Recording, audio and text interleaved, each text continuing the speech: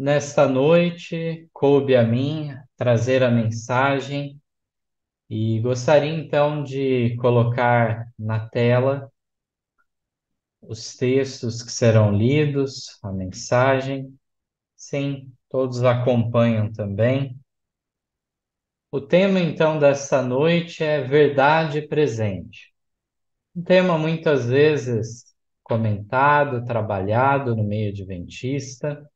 Eu gostaria de trazer uma contribuição nesse sentido. Esse termo verdade presente, ele foi cunhado a partir do texto de 2 Pedro, capítulo 1, versos 10 a 12, que nos declara: Portanto, irmãos, procurai fazer cada vez mais firme a vossa vocação e eleição, porque fazendo isto nunca jamais tropeçareis.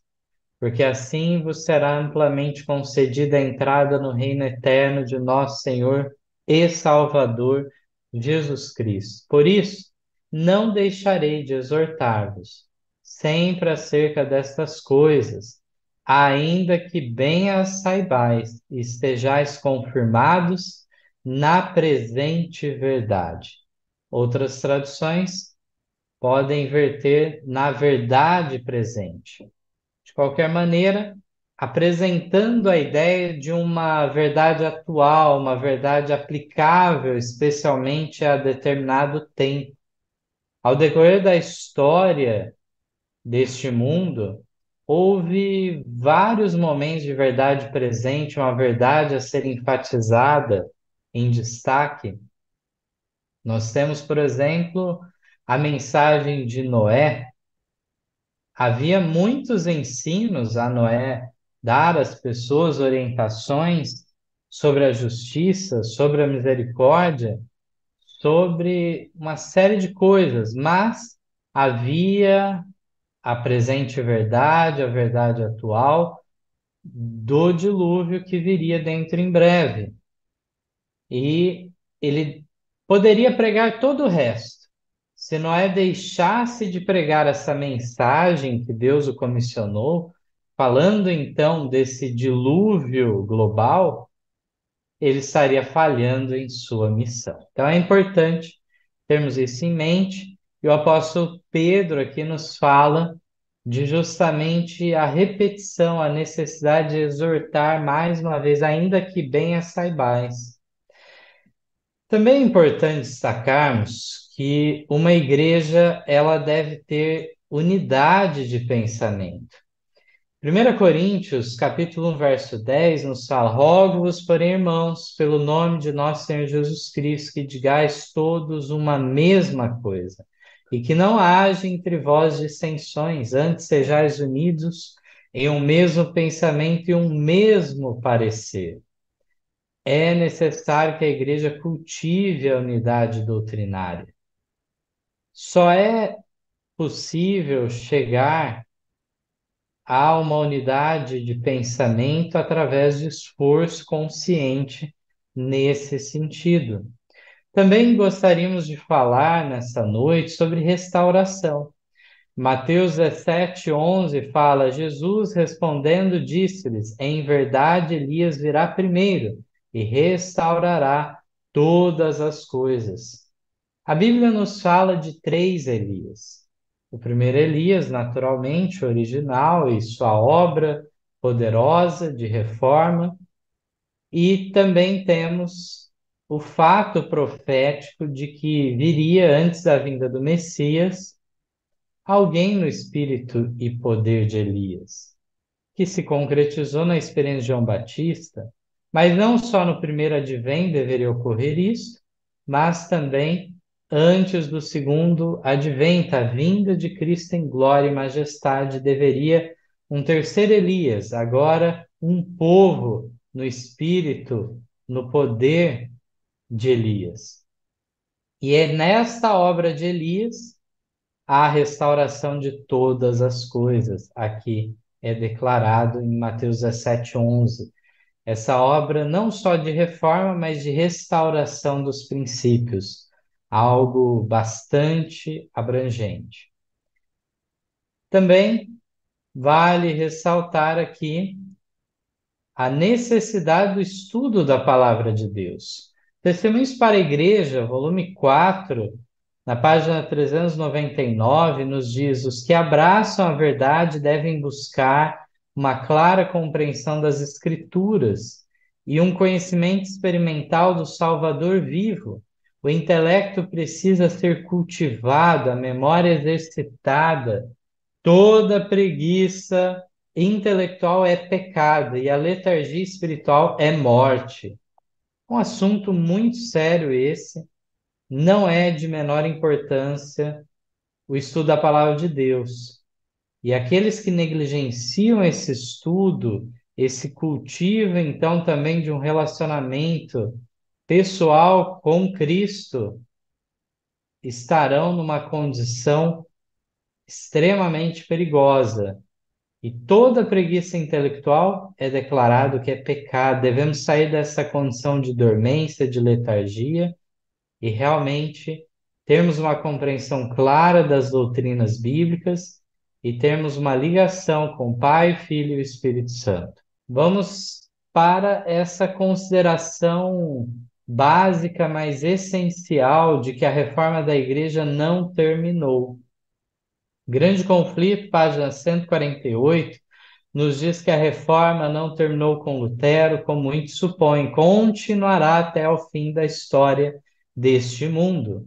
Lutero teve grande obra a fazer, transmitindo a outros a luz que Deus permitira brilhar sobre ele. Contudo, não recebeu toda a luz que deveria ser dada ao mundo. Desde aquele tempo até hoje, nova luz tem estado continuamente a resplandecer sobre as Escrituras e novas verdades têm desvendado constantemente.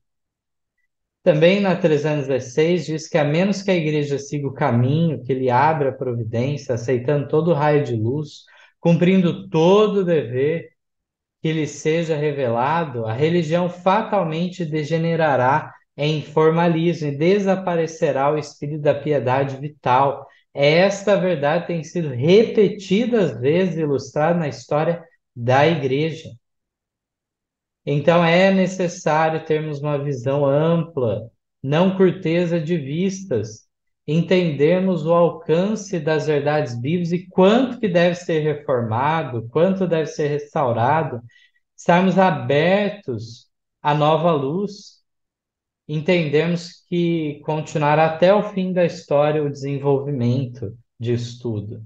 E a igreja que não avança aceitando toda a nova luz, ela cai numa religião formal, e realmente desaparece a piedade vital, a piedade prática. Então, dentro de todo esse contexto, nós podemos falar justamente da verdade presente e como ela é essencial. No Primeiros Escritos, na página 63, é declarada muitas verdades preciosas contidas na palavra de Deus, mas é a verdade presente que o rebanho necessita agora. Tenho visto o perigo de os mensageiros se afastarem dos importantes pontos da verdade presente para se demorarem em assuntos que não estão de molde a unir o rebanho e santificar a alma. Satanás tirará disso toda a vantagem possível para prejudicar a causa. Conselho aos escritores e editores, na página 20, diz: mantenham perante o povo as verdades que são o fundamento da nossa fé. Devemos agora compreender quais são os pilares da nossa fé, as verdades que fizeram de nós o povo que somos, guiando-nos passo a passo. Então, é realmente necessário entendermos que surgirá muitas especulações quanto à doutrina, quanto a provas, testes para o nosso tempo, falsas doutrinas, falsos ensinamentos, teorias especulativas que têm por objetivo do inimigo tirar a unidade do rebanho do Senhor, fazer confusão, prejudicar o avanço das mensagens solenes para os últimos dias, da verdade presente, que é o que de fato o rebanho necessita neste tempo. Então, a troco de coisas mínimas, átomos que são transformados em mundos, pessoas então obscurecem aquilo que seria essencial para a sua experiência religiosa e ficam atrás de elementos, então, que não são essenciais para a fé cristã. É necessário termos ideia do que são os fundamentos, os pilares da nossa fé. Entendemos também, de um ponto de vista histórico, como se deu o desenvolvimento doutrinário, como que Deus foi dando ao seu povo luz, em seguida de mais luz. Tudo isso devemos entender. Verdades inegociáveis que foram testificadas pelo Espírito Santo. Um ponto interessante também, que no Primeiros Escritos, na página 67, é declarado, é que ao ver o que precisamos ser para herdar a glória e quanto Jesus havia sofrido para alcançar para nós tão rica herança, orei para que fosse batizados nos sofrimentos de Cristo, a fim de não recuarmos nas provas, mas sofrê-las com paciência e alegria, sabendo que Jesus havia sofrido, para que por sua pobreza e sofrimento fôssemos enriquecidos. Disse o anjo: negai-vos, precisais caminhar depressa. Alguns de nós têm tido tempo de possuir a verdade e progredir passo a passo. E cada passo dado tem nos propiciado força para o seguinte. Mas agora o tempo está quase findo. E o que durante anos temos estado aprendendo, eles terão de aprender em poucos meses. Terão também muito que desaprender e muito que tornar a aprender. Os que não receberam o sinal da besta e da sua imagem, quando sair o decreto, terão que estar decididos a dizer agora: não, não mostraremos estima pela instituição da besta. Então é realmente muito impressionante termos a noção aqui apresentada por esse texto de que muitos que já tiveram essa experiência de fé adventista durante anos têm tido a oportunidade de, passo a passo, progressivamente, ao decorrer do tempo, compreender melhor os assuntos. Aqui diz que outros terão que aprender tudo isso em pouco tempo. Sim, é um arcabouço doutrinário bastante vasto que envolve a tríplice mensagem angélica, essa mensagem que é enviada para o remanescente final, é a última verdade presente, a confiada ao nosso tempo. E, de fato, muitos terão que aprender em poucos meses essa mensagem, terão que avançar, desaprendendo muita coisa e muito a aprender. Continuando aqui, nós temos o desejar de todas as nações na página 101, declarando como profeta, João devia converter os corações dos pais aos filhos, os rebeldes à prudência dos justos, com o fim de preparar ao ser um povo bem disposto. Preparando o caminho para o primeiro advento de Cristo, era representante dos que têm que preparar um povo para a segunda vinda de nosso Senhor. Então, aqui confirmando aquela linha de raciocínio que estávamos comentando, e temos vários textos neste sentido. Testemunhos para a Igreja, volume 3, na página 61, destaca um aspecto dessa nossa mensagem, faz parte da terceira mensagem angélica, o braço direito dessa mensagem. Durante anos tem o Senhor estado a chamar a atenção do seu povo para a reforma de saúde. Este é um dos grandes ramos da obra de preparação para a vinda do Filho do Homem. João Batista surgiu no espírito e poder de Elias para preparar o caminho do Senhor e converter as pessoas à prudência dos justos. Era ele um representante daqueles que estariam vivendo os últimos dias, aos quais Deus confiara as sagradas verdades para serem apresentadas perante o povo, a fim de preparar o caminho para o segundo aparecimento de Cristo. João era um reformador. Então, essa representação cabe à nossa geração. Não como indivíduo, diferente do Elias original, diferente do que ocorre, então, também por ocasião de João Batista sendo esse precursor do Messias, A voz que clama no deserto, que endireitou, preparou o caminho, abriu o caminho para Cristo, mas agora nos fala de um povo ao qual Deus confia sagradas verdades. Aqui nós temos também, na 62, dizendo: declara o profeta Malaquias: eis que eu vos envio o profeta Elias, antes que venha o dia grande e terrível do Senhor, e converterá o coração dos pais aos filhos e o coração dos filhos a seus pais. Malaquias 4, versos 5 e 6. Aqui o profeta descreve o caráter da obra. Os que devem preparar o caminho para a segunda vinda de Cristo são representados pelo fiel Elias, assim como João veio no espírito de Elias para preparar o caminho para o primeiro advento de Cristo. Essa obra de restauração que temos falado, tal como está lá em Mateus 17:11, que lemos ao início, de Elias vir primeiro e as coisas serem todas elas restauradas, também temos o Profetas e Reis, na 678, dizendo: no tempo do fim, toda instituição divina deve ser restaurada. É um dever desta geração final fazer essa restauração das instituições divinas. Nós vemos que a obra de Elias, a obra de João Batista, descreve então o caráter da nossa obra, da obra atual. Temos que ter em mente que a verdade é progressiva, e mesmo essa última verdade presente, ela tem se desdobrado. Nós vemos já 3 etapas quando estudamos em Apocalipse 14, esta última advertência ao mundo, o evangelho eterno sendo levado ao mundo em três etapas, através de cada anjo incumbido de uma parte. E nessas mensagens nós temos desdobramentos que foram se dando ao decorrer do tempo e ainda se dão, visto que notamos que sempre temos que estar abertos à nova luz, não em contradição ao fundamento já posto, mas em acréscimo, em melhor compreensão ainda de todos esses pontos. No Materiais de 1888, de Ellen White, nós temos então, na página 169, um texto bem interessante.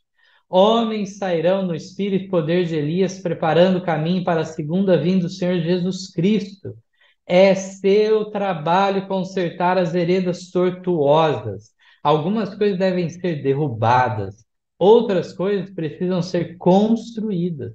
Os antigos tesouros devem ser redefinidos numa estrutura de verdade. Então, existe um molde que deve ser posta as verdades no seu devido lugar.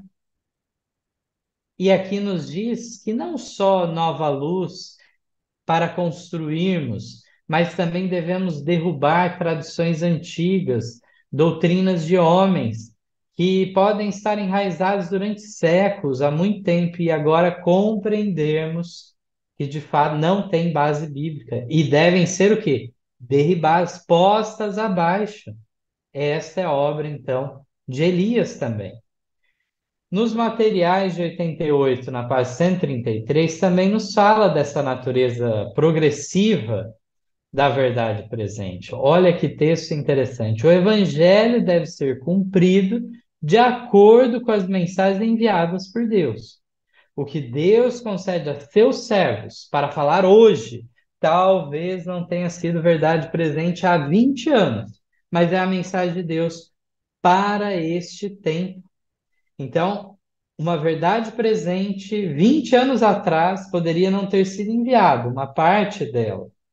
Quando nós falamos no singular de verdade presente, nós estamos falando, na realidade, de uma série de mensagens, de verdades atuais que devem ser dadas porque têm relação justamente com a proximidade do juízo em que estamos e o preparo necessário para esse tempo e esta obra de restauração para Deus ter um povo em pé para a última e grande crise, para receber também a vinda do Consolador, do Espírito Santo sem medida, o derramamento da chuva serôdia. Então, passado 20 anos, pode ter ocorrido acréscimo de luz e devemos avançar de acordo. Devemos então reunir as gemas da verdade. No Mensagens Escolhidas, volume 1, página 187, diz: Ele, Cristo, não fez novas revelações aos homens, mas abriu-lhes ao entendimento verdades que há muito haviam estado obscurecidas ou mal colocadas, mediante o falso ensino dos sacerdotes e doutores. Jesus recolocou as gemas da verdade divina em seu próprio engaste, na ordem que haviam sido dadas aos patriarcas e profetas. E depois de haver-lhes dado esta preciosa instrução, prometeu dar-lhes o Espírito Santo, pelo qual tudo quanto lhe havia dito seria novamente trazido à sua lembrança. Então, Jesus fez essa obra de recolocar no devido lugar as joias, gemas da verdade divina. Elas tinham sido obscurecidas pelos mestres em Israel.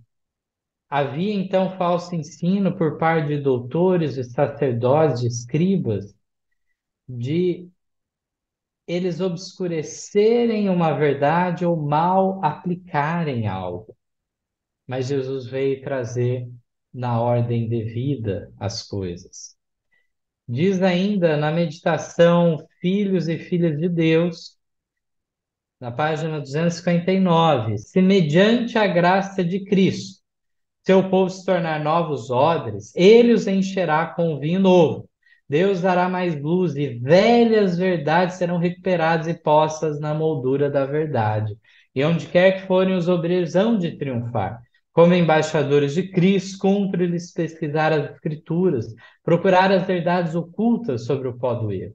E todo raio de luz recebido deve ser comunicado aos outros. O interesse predominará, um assunto absorverá todos os outros. Cristo, justiça nossa, o centro de toda a doutrina. Toda a doutrina recebe força, vitalidade de Cristo, que é o centro, é para o qual tudo aponta, de Gênesis a Apocalipse. Nós encontramos então aqui a realidade que muitas verdades foram perdidas ao decorrer dos séculos. Elas devem ser recuperadas e colocadas no seu devido lugar nessa moldura da verdade, nesse conjunto. Existem muitas verdades que ficaram debaixo do entulho do erro, mas devem ser recuperadas pelo povo de Deus. No Conselho sobre Escola Sabatina, na página 34, é declarado: ao que está em viva comunhão com o sol da justiça, sempre se revelará nova luz sobre a palavra de Deus. O que busca a verdade com diligência e oração encontrará preciosos raios de luz que ainda hão de brilhar da palavra de Deus. Ainda se acham dispersas muitas gemas que devem ser reunidas para tornar-se propriedade do povo remanescente de Deus. Mas a luz não é conferida simplesmente para fortalecer a igreja, mas para iluminar os que estão em trevas. É necessário termos em mente a missão que a igreja tem a nível mundial de levar a verdade presente, anunciar o evangelho em sua integralidade. Nós encontramos aqui que há muitas joias, pedras preciosas da verdade, que devem ser reunidas, se tornando propriedade do remanescente fiel desses últimos dias. Apesar de toda essa obra maravilhosa, muitos seriam os que questionariam, que não reconheceriam. E é isso que nos fala o texto do Testemunhos para Ministros, na página 475.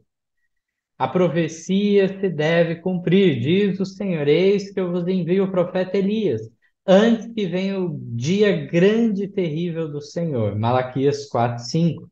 Alguém deve vir no espírito e no poder de Elias, e quando ele aparecer, poderão os homens dizer: sois demasiadamente sinceros, não interpretais as Escrituras na devida maneira. Deixai-me dizer-vos como ensinar vossa mensagem. Então, muitos agiriam dessa maneira, em vez de reconhecerem o caráter distintivo da verdade que o remanescente traz Esses que devem representar a Elias, a João Batista nesses últimos dias, preparando o caminho para o retorno de nosso Mestre, sendo capacitados, selados para receberem o Espírito Santo, mas muitos iriam querer o quê? Ensinar, dizer que não está se interpretando de maneira muito literal, estão sendo demasiadamente sinceros, estritos no que falam. Vou explicar corretamente como deve ser entendido isso, e assim se dilui o teor da mensagem, se diminui os deveres aos quais compete ao povo de Deus nesse tempo. É interessante o que nós encontramos no Mensagens Escolhidas, volume 1, página 124, que nos remete a um outro detalhe que faz parte da nossa fé, entendermos que estamos no grande dia da expiação desde 1844, quando então se concluiu o maior período profético apresentado nas Escrituras, lá em Daniel 8,14, as 2.300 tardes e manhãs, cada dia representando um ano, 2.300 anos, que se estendem de 457 anos de Cristo até 1844 de nossa era. E nesse momento, então, o que ocorre? Ocorre justamente de entendermos que nessa mensagem é importante entendermos os deveres do dia da expiação. Entendermos que Cristo entrou no segundo compartimento do santuário celestial para uma obra final, que envolve não só intercessão, mas também julgamento. Diz assim o texto: achamo-nos no grande dia da expiação, quando nossos pecados devem, pela confissão e o arrependimento, ir de antemão ao juízo. Deus não aceita agora um testemunho frouxo, sem vigor da parte de seus ministros. Tal testemunho não seria verdade presente. A mensagem para esses dias precisa ser: alimenta seu tempo para nutrir a igreja de Deus. Mas Satanás tem procurado gradualmente roubar o poder desta mensagem, para que o povo não esteja preparado para subsistir no dia do Senhor. Satanás tem esse único e grande objetivo de não permitir que o povo se prepare. E dessa maneira, ele procura roubar o poder dessa mensagem, de maneira que a mensagem seja tão diluída, transformada em algo superficial que não venha nutrir a igreja de Deus, que os ministros apresentem um testemunho frouxo, sem vigor. Tal testemunho não é verdade presente. Devemos, então, colocar com a devida solenidade as mensagens atuais. E para finalizar, vale termos em mente a experiência dos cristãos primitivos. Nós temos, então, aqui um texto do Testemunhos para a Igreja, volume 5, página 240, que fala da igreja primitiva e a sua fé, o seu vigor, o seu exemplo, e devemos segui-lo e alcançarmos a mesma norma deles, a mesma espiritualidade. Aqui diz: aqueles cristãos primitivos eram poucos em número, sem riquezas ou honras, mas exerciam poderosa influência. Deles irradiava a luz do mundo. Eram um terror aos malfeitores. Onde quer que eram conhecidos, seu caráter e doutrinas. Por isso, eram odiados pelos ímpios e perseguidos até a morte. Esse é o exemplo que é nos deixado. Devemos, se necessário, selarmos o nosso testemunho de fé até mesmo com o nosso próprio sangue. Devemos compreender que, a despeito do pequeno número, da pouca prosperidade, do prestígio que não existe, mas ainda assim aqueles cristãos genuínos exerceram influência decisiva sobre todos os quais eles entravam em contato. Eram de fato um terror aos malfeitores. Aonde era conhecido o caráter e doutrina deles, era algo que incomodava, trazendo então decisão à vida das pessoas, levando as pessoas à aceitação ou rejeição, mas trazendo a sua influência decisiva sobre todos. Que Deus nos abençoe e que sigamos as pisadas dos nossos pais espirituais e neste tempo possamos concluir a obra de reforma e restauração que nos cabe. Amém.